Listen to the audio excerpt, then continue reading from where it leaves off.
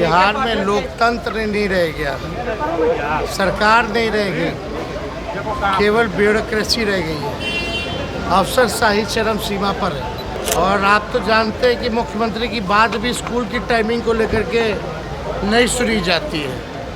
तो आप समझ जाइए कि क्या स्थिति है। मुख्यमंत्री इतने कमज़ोर क्यों होंगे। पूरा देश लेवल पे देखना चाहिए कि देश लेवल पे किस तरीके से पढ़ाई होता है, उस तरीके से बिहार में होना चाहिए। इस पे बच्चे के साथ आरएनडी नहीं होना चाहिए कि हम के पाठक है और हम जो चाहेंगे वही होगा। आखिरी चरण का चुनाव है और बिहार की 8 सीटें, उत्तर प्रदेश की 13 सीटें। मुझे तो बिल्कुल भरोसा है जो शुरुआती बढ़त इंडिया गठबंधन को मिल चुकी है, अब वो एक निर्णायक बहुमत में तब्दील हो जाएगी। नमस्कार, मेरा नाम प्रेम है और आप लाइव स्टेज देख रहे हैं। चुनावी बढ़ से है, तमाम लोग चुनावी मैदान में हैं, पर सियासत खूब हो रही है।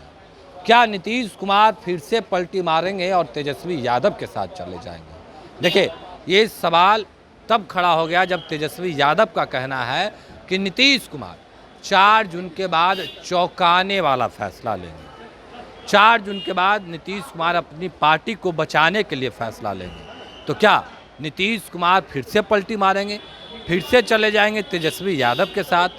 उतना ही नहीं, मुकेश सहनी का भी इस पर बयान है, दीपांकर भट्टाचार्य का भी बयान है।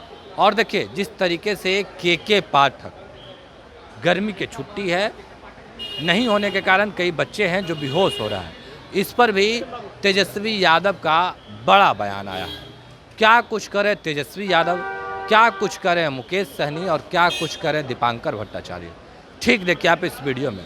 बिहार के कई विद्यालय के बच्चे बेहोश हो रहे हैं। के पाठक इतनी भीषण गर्मी में भी थोड़ा आगे बेगूसराय से पूरा कई जिलों से बच्चे बेहोश हो रहे हैं। स्थिति बहुत खराब है बच्चों की, क्या कहेंगे। बिहार में लोकतंत्र नहीं रह गया, सरकार नहीं रह गई, केवल ब्यूरोक्रेसी रह गई है। अफसरशाही चरम सीमा पर है,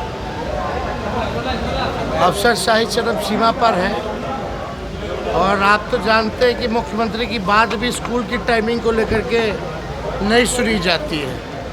तो आप समझ जाइए कि क्या स्थिति है। मुख्यमंत्री इतने कमज़ोर क्यों होंगे।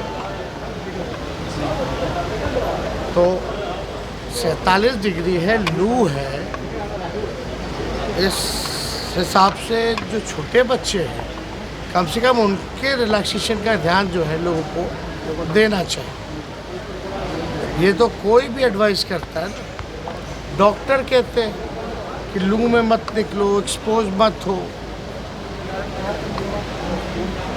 इंफ्रास्ट्रक्चर भी बिहार के स्कूलों का उस हिसाब का नहीं है ताकि स्कूल जाएंगे तो सुरक्षित रहेंगे, स्वस्थ रहेंगे। वो भी देखने वाली बात है। इस हालात में मुख्यमंत्री तो कुछ कर ही नहीं पा रहे। तो ये साफ दिख रहा है कि मुख्यमंत्री को इन लोगों ने घेर रखा है और इनके हाथ में अब कुछ नहीं रहेगा। सम्राट चौधरी कह रहे हैं कि लालू जी मोहम्मद भी बन जाएंगे, फिर भी 4 लालू बन जाएंगे। और कोई सवाल है क्या? लगातार सवाल खड़े करते हैं, लेकिन क्या लगता है कि इस बार आप लोग को संतुष्ट है ईवीएम को लेकर? देखिए, हमारे पास कोई विकल्प नहीं है।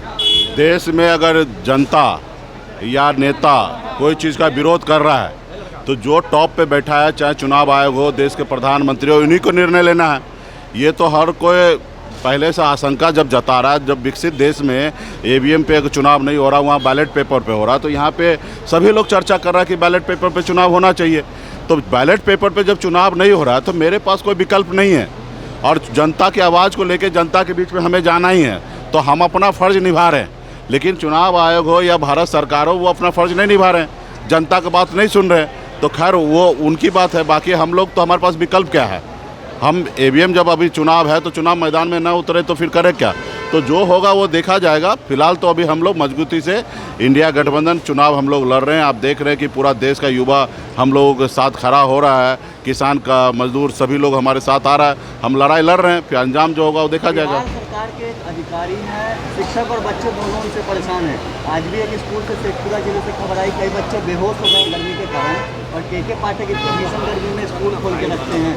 देखिए, के पाठक जी को हम समझते थे कि अच्छा ऑफिसर है, पहले कुछ अच्छे निर्णय लिए थे, हमें लगा कि अच्छे हैं, लेकिन अभी जो बाद के दिनों में जो उनका निर्णय हो रहा है, हमको लग रहा है कि शिक्षक को परेशान कर रहे हैं, अपना वर्चस्व कायम कर रहे हैं। वो अपने आप को बता रहे कि हमसे बड़ा कोई बिहार राज्य में ऑफिसर नहीं है। इस तरीके से फरमान दे रहे, सुबह 6 बजे स्कूल पे वो पहुंचना है। आप समझिए कि 6 बजे पहुंचना है तो बच्चे लोग कितने सुबह उठना, खाना पीना खाना, कितने बच्चे को मैं इंटरव्यू सुन रहा हूँ कि बगैर खाना पीना नाश्ता किए स्कूल जाना पड़ता है। तो ये सारी चीज़ें कहीं ना कहीं सही नहीं है।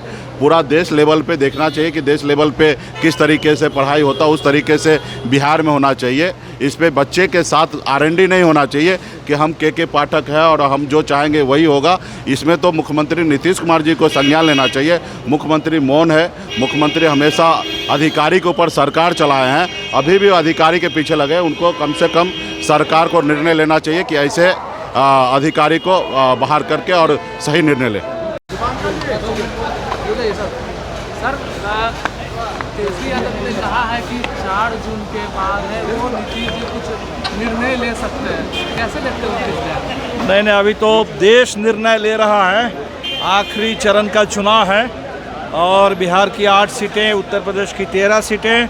मुझे तो बिल्कुल भरोसा है जो शुरुआती बढ़त इंडिया गठबंधन को मिल चुकी है, अब वो एक निर्णायक बहुमत में तब्दील हो जाएगी और 4 जून से देश में एक नए राजनीतिक अध्याय की शुरुआत होगी। 10 साल से मोदी जी ने परेशान कर रखा है देश को, लगातार हमले हो रहे हैं संविधान पर, लोकतंत्र पर।